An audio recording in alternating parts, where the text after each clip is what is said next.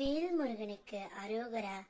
என் அன்பு குழந்தையே, இதை நீ கேட்கும் நாளில் மாலை உன் துணை இடமிருந்து உனக்கு அழைப்பு வர போகின்றது. ஒரே ஒரு முறை இதை கேட்டு நீயே சோதித்து பார் தங்கமே. நிச்சயம் நீ பிரிந்த உன்னுடைய உறவிடமிருந்து உனக்கான அழைப்பு வரும். நான் பல வழிகளில் உன்னிடம் வந்து உன்னுடன் பேசிக்கொண்டு இருக்கின்றேன்.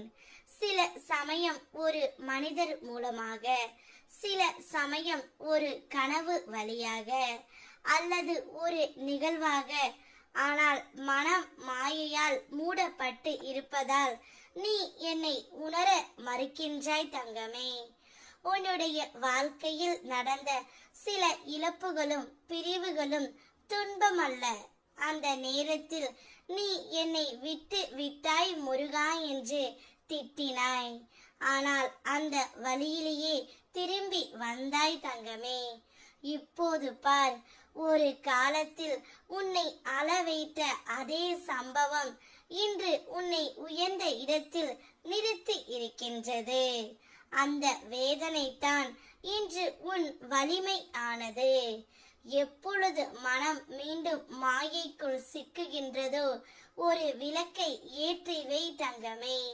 அந்த ஒளியிலே என் முகத்தை நினைத்து உன் மனதை திறந்து பேசு. அந்த ஒளி நானாகி உன்னுள் நிம்மதியை ஊற்றுவேன். நம்பிக்கை வை தங்கமே. நீ பேசும் ஒவ்வொரு சொல்லும் என் செவிகளில் விழுகின்றது. நீ சிந்தும் ஒவ்வொரு கண்ணீரும் எனக்கு தரும் காணிக்கை. உன் வேண்டுதல்கள் அனைத்தையும் நான் கேட்டு விட்டேன். நீ எப்பொழுதும் உன் துணைதான் என்னிடம் வர வேண்டும் என்று வேண்டிக் கொண்டு இருக்கின்றாய். என்னுடன் அவர் பேச வேண்டும், நானும் அவரும் சேர்ந்து வாழ வேண்டும். இந்த வாழ்க்கையை நான் வெறுத்து போய் இருக்கின்றேன் அவர் இல்லாமல் என்று நீ என்னிடம் வேண்டுகின்றாய் தங்கமே. உன்னுடைய வேண்டுதலை நான் கேட்டுவிட்டேன். அதனால் தான் உன் துணையிடமிருந்து இதை நீ கேட்கும் எந்த நாளிலோ மாலை அழைப்பு வர போகின்றது. அந்த அழைப்பால் நீ மிகவும் சந்தோஷம் அடைய போகின்றாய் தங்கமே. இது நாள் வரையில் நீ என்னிடம் கேட்ட ஒன்றை உன் கையில் ஒப்படைக்க நான் முடிவு செய்து விட்டேன். இனி வரும் காலம் உனக்கு வசந்த காலம்தான்.